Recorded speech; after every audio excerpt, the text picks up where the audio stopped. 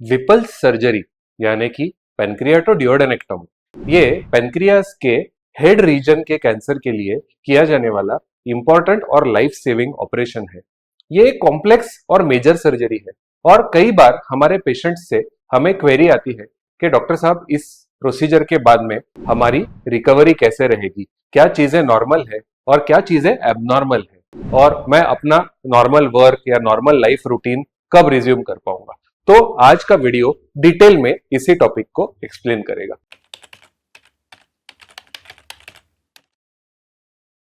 नमस्ते, मैं doctor Aditya Kulkarni, gastro and cancer specialist, OSS clinic Pune में प्रैक्टिस करता हूं और एरिया ऑफ इंटरेस्ट है गैस्ट्रो एंड डाइजेस्टिव सिस्टम के कैंसर्स और उसकी laparoscopic and robotic successful surgical treatment. Pancreatic cancer मेरा स्पेशल एरिया ऑफ इंटरेस्ट है और इसमें मैंने कई सारे सक्सेसफुल ऑपरेशंस परफॉर्म किए हैं। विपल्स सर्जरी यानी कि एक मेजर सर्जरी होती है जिसमें हम पैनक्रियास के हेड रीजन के साथ साथ इंटेस्टिन का कुछ हिस्सा, बाइल डक्ट का कुछ हिस्सा, गॉल ब्लैडर, ये सारे ऑर्गन्स को रिमूव करके इसके जगह पे हम रिकंस्ट्रक्शन परफॉर्म करते हैं। पेशेंट के स्मॉल इंटेस्टिन को लेकर इन सारे ऑर्गन्स को हम रिकंस्ट्रक्ट करते हैं। तो सबसे इंपॉर्टेंट और अर्ली फेज ऑफ रिकवरी जो होती है वो immediately after the surgery, day 1 to day 3, जो इमीडिएट पोस्ट ऑपरेटिव पीरियड के नाम से जाना जाता है। और ये सबसे क्रूशियल और इंपॉर्टेंट फेज होता है, क्योंकि अगर इस फेज में स्मूथ रिकवरी हो जाए तो आगे वाला जो जर्नी होता है वो बहुत स्मूथ हो जाता है। तो usually the first day after surgery जो होता है, patient is kept in recovery room या फिर हम आईसीयू में एक दिन के लिए ऑब्जर्वेशन के लिए पेशेंट को रखते हैं। इस फेज में यूजुअली हम पेशेंट को ओरली कुछ ज्यादा देते नहीं है, मुंह से कुछ ज्यादा देते नहीं है। आईवी फ्लूइड्स यानी कि आईवी ड्रिप थेरेपी हम चालू रखते हैं पेशेंट को। पेन रिलीफ के लिए आईवी से पेन किलर या फिर हम एपिड्यूरल कैथेटर यानी कि पीठ में एक छोटा इंजेक्शन देकर हम पेन किलर के इंजेक्शन हम उसमें से दे सकते हैं। साथ के साथ साथ ट्यूब्स या ड्रेनेज ट्यूब्स जो रखे हुए होते हैं, इसका मॉनिटरिंग होता है आवरली बेसिस कि इसमें से कितना आउटपुट आ रहा है। और अगर कुछ अर्ली प्रॉब्लम्स है, जैसे कि कभी कभार ब्लीडिंग या फिर इंटेस्टिन का जो जोड़ लगाया होता है उसमें अगर लीक होता है, तो हम वो इमीडिएटली उसको डे 1 या डे 2 पे आइडेंटिफाई कर सकते हैं। यूजुअली फर्स्ट डे पे जो पेन होता है वो सबसे ज्यादा होता है और धीरे धीरे जैसे डेज जाते हैं तो सर्जरी के जगह पे जो पेन होता है वो कम हो जाता है। बट फर्स्ट डे थोड़ा सा पेन रह सकता है। हम एक्सपेक्ट करते हैं कि एटलीस्ट फर्स्ट डे को हम पेशेंट को बेड से बाहर उठा के कुछ समय के लिए वॉकिंग या फिर एटलीस्ट बेड से बाहर निकल के हम चेयर पे बिठाते हैं और कुछ सिंपल डीप ब्रीदिंग एक्सरसाइजेस या लंग से रिलेटेड कुछ एक्सरसाइजेस करवाते हैं, जिससे कि प्रॉपरली लंग्स जो है वो ठीक से एक्सपांड हो सके, जिससे कि आगे रेस्पिरेटरी कुछ कॉम्प्लिकेशंस यानी कि लंग इश्यूज होने के चांसेस जो है वो कम हो जाते हैं। डे 2 या डे 3 जो होता है वो हम यूजुअली पेशेंट्स को आईसीयू से रूम में शिफ्ट कर सकते हैं। पेन जो है वो धीरे धीरे इंप्रूव होने लगता है और पेन किलर्स की रिक्वायरमेंट भी कम हो जाती है और पेशेंट थोड़ा सा ज्यादा एक्टिविटीज परफॉर्म कर सकते हैं। फिर वो बेड से बाहर निकल के चल सकते हैं, कॉरिडोर्स में या रूम में थोड़ा सा वॉकिंग कर सकते हैं। चेयर पे बैठकर हम उनका जो धीरे धीरे जो ट्यूब्स होते हैं, जाने जो स्टमक में ट्यूब होती है नाक के थ्रू, वो tube many a times day 2 या डे 3 को हम निकाल देते हैं और एक एक करके हम उनका नॉर्मल एक्टिविटीज को रिज्यूम करना स्टार्ट करते हैं। इस फेज में यूजुअली ओरली हम कुछ लिक्विड्स जैसे कि पानी हो गया या फिर लेमन वाटर, कोकोनट वाटर, या धीरे धीरे हम इसको सिप्स देना स्टार्ट करते हैं, क्योंकि इंटेस्टिन की एक्टिविटी पूरी तरह से यूजुअली इस फेज में नहीं स्टार्ट होती है। तो ज्यादा हम खाना या फिर कुछ सूप ये इतना ज्यादा नहीं देते हैं, बट थोड़े थोड़े लिक्विड के सिप्स हम दे सकते हैं। और इस फेज में लंग एक्सरसाइजेस यानी कि डीप ब्रीदिंग एक्सरसाइजेस भी थोड़ा पेशेंट्स ज्यादा बेटर तरीके से कर सकते हैं। इसके बाद आता है फेज 2 यानी कि कंटिन्यूइंग रिकवरी का जो फेज होता है, वो यूजुअली डे 4 टू डे 8 के बीच में ये फेज होता है, जबकि हम पेशेंट को डे बाय डे ऑब्जर्व करते हैं कि इनकी रिकवरी कैसे हो रही है। यूजुअली जब गैसेस या फिर मोशन पास हो जाता है उसके बाद में धीरे धीरे हम उनको लिक्विड्स या फिर कुछ सॉफ्ट डाइट जैसे कि थोड़ा दाल चावल या दाल खिचड़ी हम धीरे धीरे उनको स्टार्ट कर सकते हैं, but very slowly and steadily.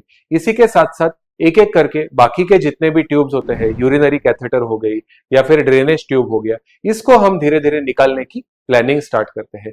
इस समय पर हम मेनी टाइम्स पीरियोडिकली कुछ ब्लड टेस्ट भेजकर ये ऑब्जर्व करते हैं कि कोई इन्फेक्शन डेवलप हो रहा है क्या, या फिर ड्रेन में से आने वाला जो फ्लूइड होता है उसके ऊपर कुछ हम टेस्ट करके ये चेक कर सकते हैं कि पैनक्रियास के साथ में जो हमने रिकंस्ट्रक्शन किया है, जो जोड़ लगाया है, इसमें कुछ लीकेज होने के चांसेस है क्या।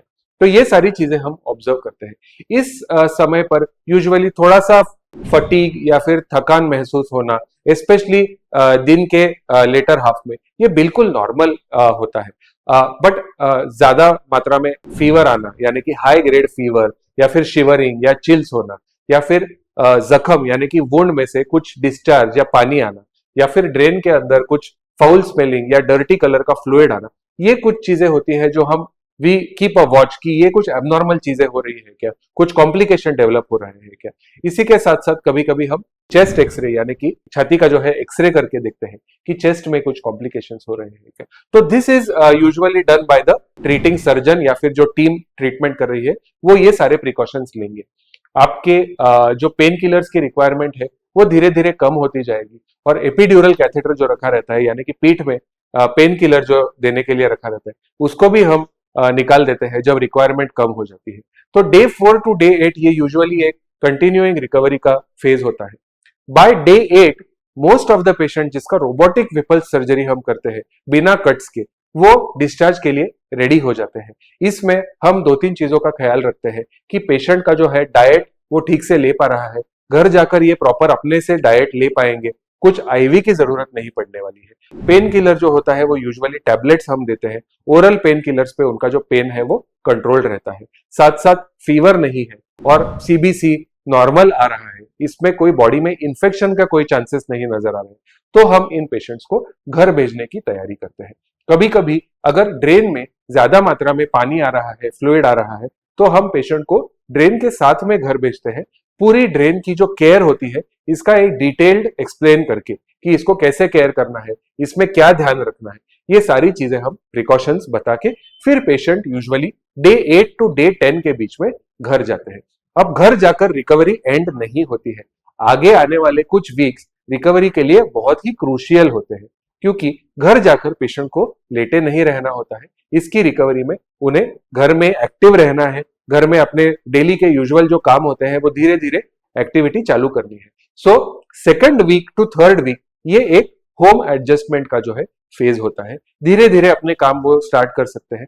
इस पीरियड में भी थोड़ा सा थकावट, थोड़ा सा फटीग महसूस होना बहुत ही नॉर्मल है। कभी कभी लो ग्रेड में थोड़ा बहुत फीवर आ जाना, 99 इतना फीवर तो थोड़ा बहुत एक्सपेक्टेड रहता है, ये नॉर्मल बोल सकते हैं। ज्यादा मात्रा में फीवर आना, बार बार वॉमिटिंग होना, या फिर ड्रेन्स में कुछ गंदा या ड्रेन के जगह से कुछ गंदा पानी आना, जख्म में से गंदा पानी आना, ये एबनॉर्मल चीजें हैं और तुरंत डॉक्टर को कंसल्ट करना चाहिए। तो ये कुछ चीजें हैं जो घर पे भी हमको ध्यान रखना पड़ता है। बाय दिस टाइम आपका जो विपल्स का ट्यूमर का जो सैंपल है उसका रिपोर्ट जो है वो रेडी हो गया होता है। आपकी टीम जो सर्जन है, साथ के साथ जो मेडिकल ऑन्कोलॉजिस्ट है, रेडिएशन स्पेशलिस्ट है, वो साथ में बैठ के इस रिपोर्ट को एनालाइज करते हैं और डिसाइड करते हैं कि फर्दर कोर्स ऑफ एक्शन क्या होता है। और कई बार हम ये डिसीजन लेते हैं कि यस, कीमोथेरेपी देने की भी जरूरत पड़ने वाली है। तो जब रिकवरी कंप्लीट होने आती है तो then the next phase starts, that is the continuing treatment phase, जिसमें कि हम कीमोथेरेपी या रेडिएशन थेरेपी की जो है वो प्लानिंग करते हैं। यूजुअली विपल्स सर्जरी में पूरी रिकवरी के लिए 4 to 6 वीक्स का टाइम लगता है। तो 4 to 6 वीक्स में patient can go back to their daily routine, और within a period of 2 months यानी कि 8 weeks most of the patient अपना नॉर्मल रूटीन ये स्टार्ट कर सकते हैं। ऑब्वियसली रिकवरी जो है पेशेंट टू पेशेंट भी डिफर करती है और हर पेशेंट में रिकवरी इतनी स्मूथ नहीं होती है। कई बार हमको सेटबैक्स फेस करने पड़ते हैं, कुछ कॉम्प्लिकेशन फेस करने पड़ते हैं, but as a team patient plus doctor हम इन कॉम्प्लिकेशंस को मैनेज कर लेते हैं। बट इसके लिए कई बार हॉस्पिटल में ज्यादा दिनों तक रुकना पड़ सकता है। तो ये एक रिकवरी का पार्ट होता है, इससे स्ट्रेस या टेंशन लेने की जरूरत नहीं है। इससे एक्चुअली रिकवरी में जो है वो हैम्पर हो जाता है आपको पॉजिटिव एटीट्यूड रखना है अपनी रिकवरी स्मूथ करने के लिए। अगर आपको विपल्स सर्जरी आप फेस कर रहे हैं, आपको रिकवरी के बारे में कुछ स्ट्रेस है, कुछ डाउट्स है, please feel free to contact me. अगर मैं आपकी कुछ भी मदद कर सकूंगा तो I will be very happy. Thank you very much.